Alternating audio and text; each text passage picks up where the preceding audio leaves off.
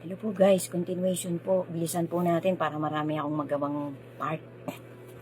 Thank you po sa inyong lahat guys. Maraming salamat po sa lahat ng nagtsatsagang magtapos ng bawat part ng mga content ko na ganito na nagkakaduktong-duktong.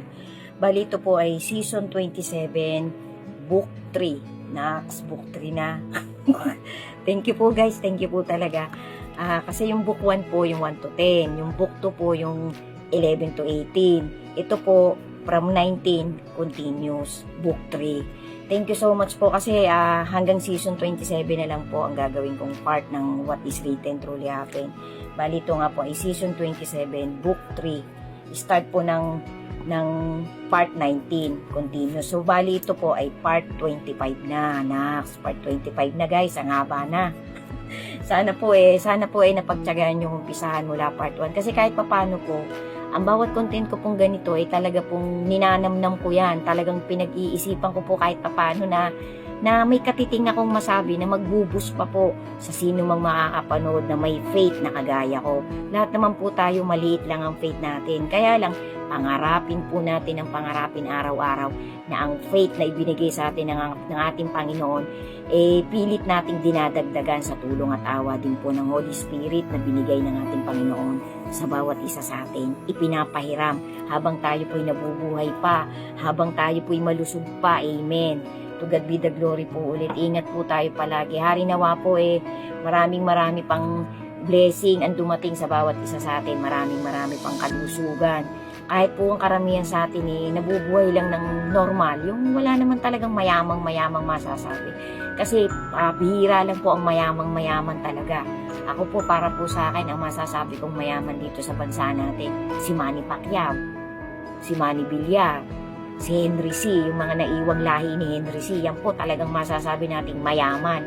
Kahit natutulog nakahiga sa karangyaan ng kanyang mga angkan. Kasi nga po, meron na silang mga inheritance, meron na silang mga naiput up na malalaking negosyo. Tayo po mga ordinaryong tao lang.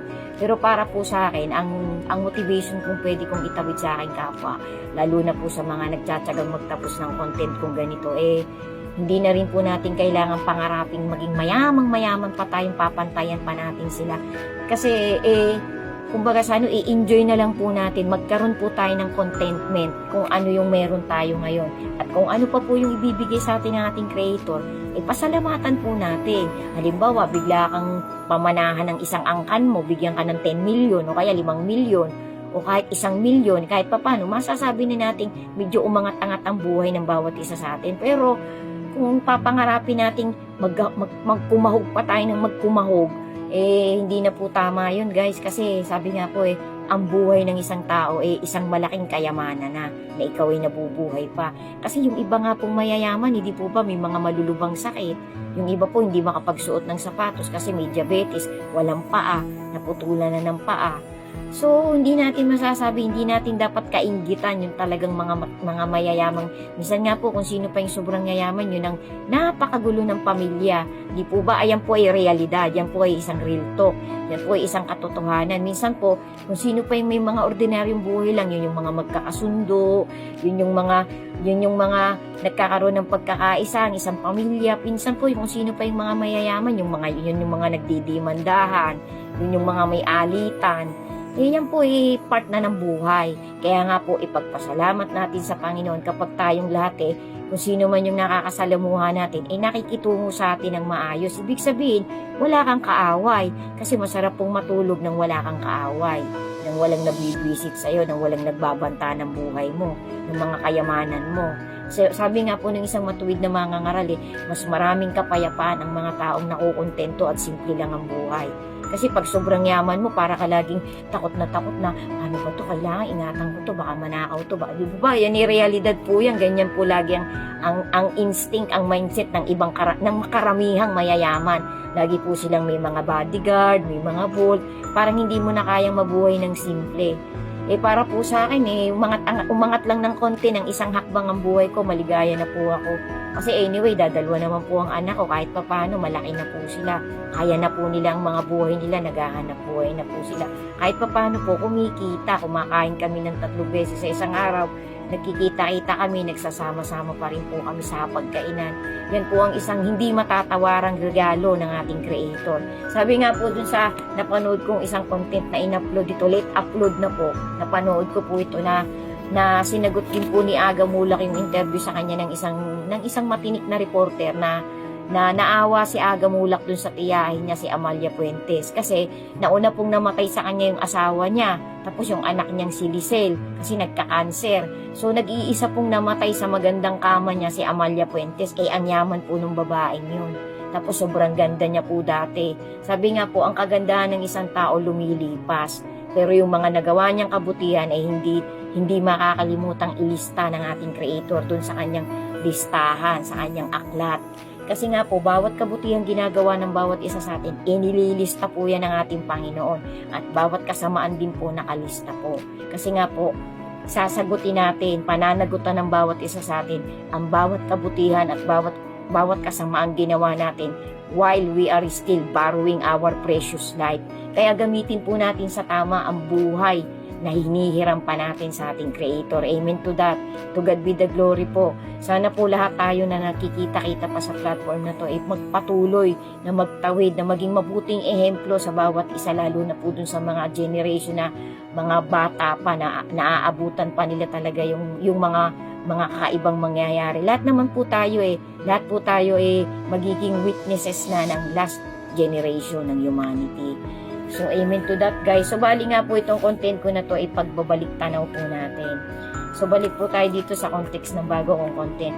Hari manawari po matapos nyo mula part 1 hanggang final part. Bali, ang umpisa po nitong book 3 ko ng WWTH Season 27 ay part 19. Yan po ang umpisa nitong book 3 na ginagawa ko. Thank you po sa inyong lahat, guys. Maraming salamat po. Pati po sa mga nagpapalo sa akin, pati po sa nagbibigay ng puso. Sigad na po ang bahala sa inyong lahat. Tapusin niyo po muna bago niyo pupusuan. Maraming salamat po kahit hindi niyo pupusuan.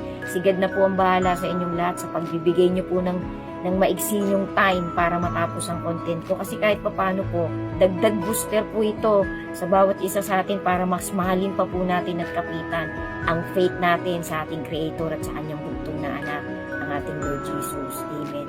So, sabi po nung isang napanood kong content, ano po ba yung powers ng angels? Ang mga angels po ay tinatawag din pong messenger.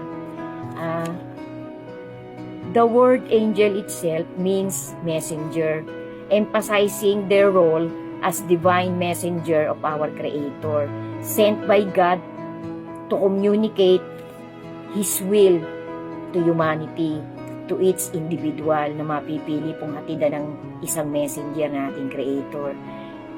Angels frequently appear throughout the Bible to deliver the message of our Creator and to give guidance to each individuals na mapipili ng ating Creator. Facts po yan, guys. Ang isang angel po talaga ay messenger po. Yung pong angel na galing talaga sa ating Creator. Kasi may black angel pong tinatawag. Yun po yung galing sa masama. Yun po yung sumama at sumunod sa likuran ng kalaban ng ating Creator. Huwag po tayong maniniwala sa mga ganong angel. Ang angel po talaga, ang messenger po nating Creator, wisdom po ang dala, at saka booster po ng faith ng isang individual. Amen.